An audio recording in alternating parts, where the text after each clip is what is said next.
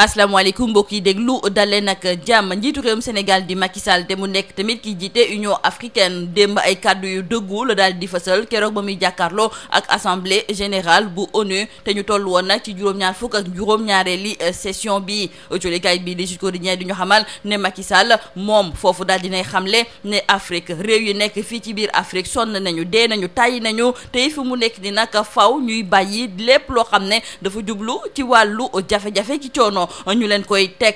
Afrique bëggul ëmb ay dëkk yoo xam ne dañu fay nemmeeku guerre froide te it lépp lu jublu ci wàllu terrorisme bu ñu foog rek ne waa Afrique dong de ñoom ñoo ciy am ay jafe-jafe wante mën nañu wax ne menace globale la maanaam daal dëkk yu bëri yu nekk ci biir àddina bi wàllu terrorisme mën na faa ne saraax. loolu moom moo tax mu daal di soññ ñi nekk ci biir conseil bi ngir ñu daal di ciy jël ay matuwaay. autolikaay bii di Sud Quotidien ne kon démb Macky Sall moom moo nekkoon avocat wu réew yu nekk fii ci biir Afrique te ci kàddu yi nga xam ne nag yëkkati na ko fa moom daal dinay soññ assemblée bi ngir ñu fexe ba jox benn siège ci conseil de sécurité de l'ONU Afrique ngir mu mën di jokkalante ak yeneen dëkk yi te loolu moom ñu daal di koy defee ci anam yu jaar yoon. ci biir colikaay bi di Le Soleil suñu naataangoo yi tamit di ñëwaat ci discours bi nga xam ne njiitu réewum Sénégal di Macky Sall fësal na ko ci juróom-ñaar fukk ak juróom-ñaareeli session bu assemblée générale des Nations Unies. discours goo xam ne Macky dafa nekkoon ngir kaasal dëkk yi nga xam ne ñoom ñoo nekk fii ci biir Afrique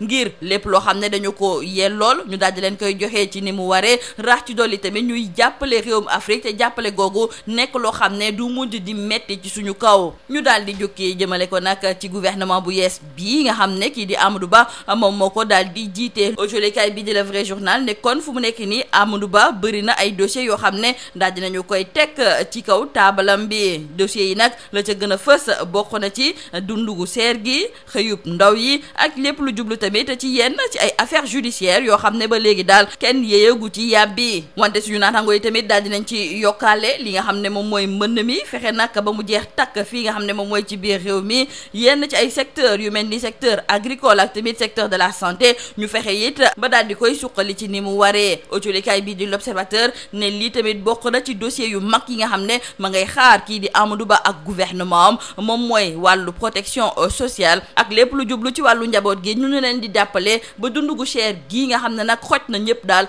fexe ba oyof ci seen kaw. autolikaay bi di L'Observateur du ñu xamal sax ne ci wàllu googu njiitu réewum Sénégal di Macky Sall moom la mu mës a gëm moom mooy daal ne dinañu jàppale njaboot yi ngir yenn ci ay njëkk yu cher yi ñuy nemmeeku ci wàllu carburant bi gaz électricité ak tamit yenn dund yi ñuy faral di jëfandikoo. loolu subvention yi nga xam ne moom la ci nguur gi di dugal dina tax ba seen njëkk du mën a yokku. njiitu réewum Sénégal di Macky Sall daal di joxe yenn ci ay directives yoo xam ne daal moom mooy tax ba gouvernement bi wàccee mën a taxaw temm. ca assemblée nationale autolikaay bii di L'Observateur moo ñu xamal ne démb it amoon na ab blocage goo xam ne dañ ko fa nemmeeku woon ndaxte démb la ñu waroon a taxawal fukk ak ñeenti commission yi nga xam ne ñoom ñoo war a nekk ci assemblée nationale. mbir ya nag waroon a tàmbale ci bi fukki waxtu jotee wante autolikaay bii di L'Obs mi ngi ñuy xamal ne ci ngoon si ba juróom-ñaari waxtu jotee daal la ñuy soog di mën a tàmbali seen i liggéey. waa Benno ak waa Yewwi ku ci nekk di joxoñ sa morom baraamu tuuma ci liy waral blocage boobu. autolikaay bii di Libération moom mooy ñëwaat ci ab luubal goo xam ne dañu ko nemmeeku ca banque agricole mu am koppar gu weesu $1 milliard goo xam ne dañ ko fa luubal ña ngi cay joxoñ baraamu tuuma ki nga xam ne moom mooy Birama Diouf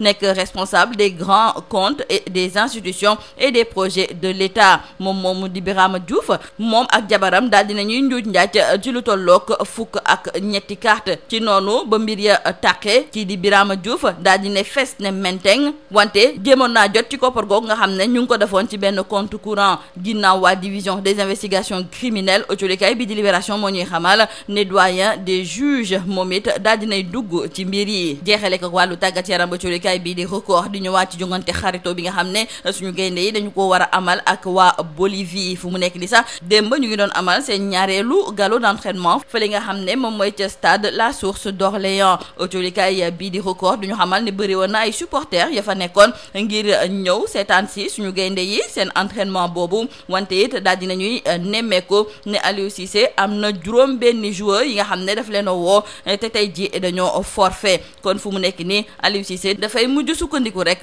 ci lu tolloog ñaar fukk ak ñetti gaynde. lii moo nekkoon mbokk jullikat yi li gën a fës ci biir autolikaay ji ñu leen di ñaanal njeexte lu bës ak jàmm. Mesdames et messieurs, bonjour. Le chef de l'État Macky Sall, président en exercice de l'Union africaine a porté haut et fort la voix du continent lors de la 77e session de l'Assemblée générale de l'ONU. Selon nos confrères de Sud Quotidien, Macky Sall, dans son discours, s'est érigé en avocat de l'Afrique, dont il a défendu sur les plans aussi bien économiques et environnementaux qu'énergétiques, entre autres, face aux grandes puissances.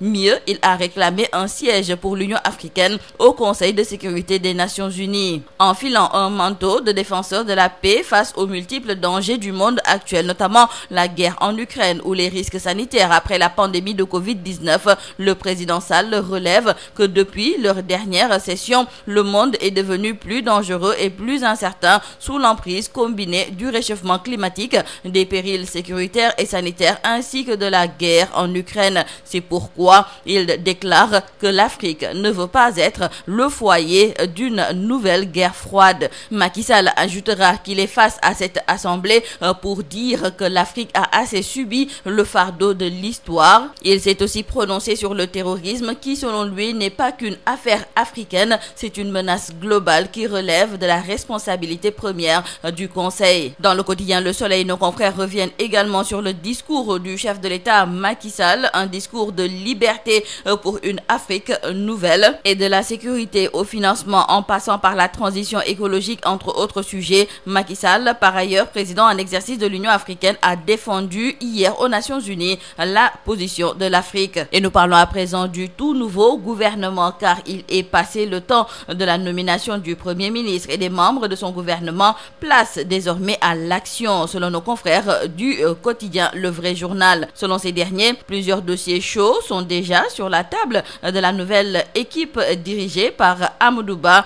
Ces dossiers concernent le coût de la vie, l'emploi des jeunes, la gestion des inondations et la relance des secteurs agricoles et de la santé, entre autres urgences. Se définissant comme une équipe d'attaque et de combat, Amadou Ba et son attelage ont vraiment matière à agir vite et bien et seront jugés sur pièce, selon nos confrères. Mais parmi ces dossiers chauds qui attendent le gouvernement, nos confrères du journal L'Observateur trouvent que le premier gros dossier du tout nouveau gouvernement, c'est la protection sociale et le soutien aux ménages. Et sur ce point, nos confrères reviennent sur la dernière directive de Macky Sall sur le soutien aux ménages, ce qui fait dire à nos confrères du journal L'Observateur que les populations ne souffriront pas de la vérité des prix du carburant, du gaz, de l'électricité et des denrées de première nécessité. Le chef de l'État a donné des directives au gouvernement de Amadou Ba sur la suite à donner aux subventions. Hier, à l'Assemblée nationale, la séance pour la ratification des 14 commissions de l'Assemblée a été encore perturbée, nous disent nos confrères de l'Obs, qui ajoutent que ce n'est pas encore la fin du calvaire à l'Assemblée nationale.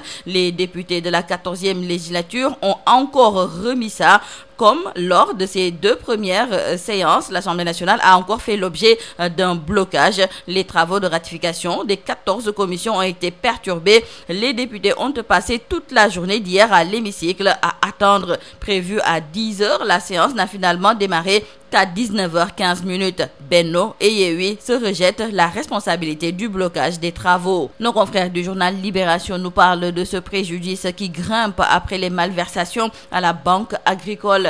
1,254 milliards de francs CFA détournés. Le responsable des grands comptes, des institutions et des projets de l'État au niveau de cette banque, Birame Diouf, s'est servi en même temps que son épouse et son beau-frère à travers 13 cartes AFIA frauduleusement alimentées. En fuite depuis le 11 août dernier, Birame Diouf a tenté de récupérer une partie des fonds logés dans un compte courant ouvert au nom d'une société dénommée Straton Invest. Et après la DIC, le doyen des juges a été saisi à travers une plainte avec constitution de partie civile. Nous terminons par le sport. Dans le quotidien Record, nos confrères reviennent sur les préparatifs du match amical Sénégal-Bolivie avec ce deuxième galop d'entraînement à Orléans. L'équipe du Sénégal s'est entraînée pour la deuxième fois en public sur la pelouse annexe du stade La Source d'Orléans. Plusieurs supporters venus de la ville étaient présents et ont mis l'ambiance pour encourager les Lions qui ont travaillé la technique et surtout la mobilité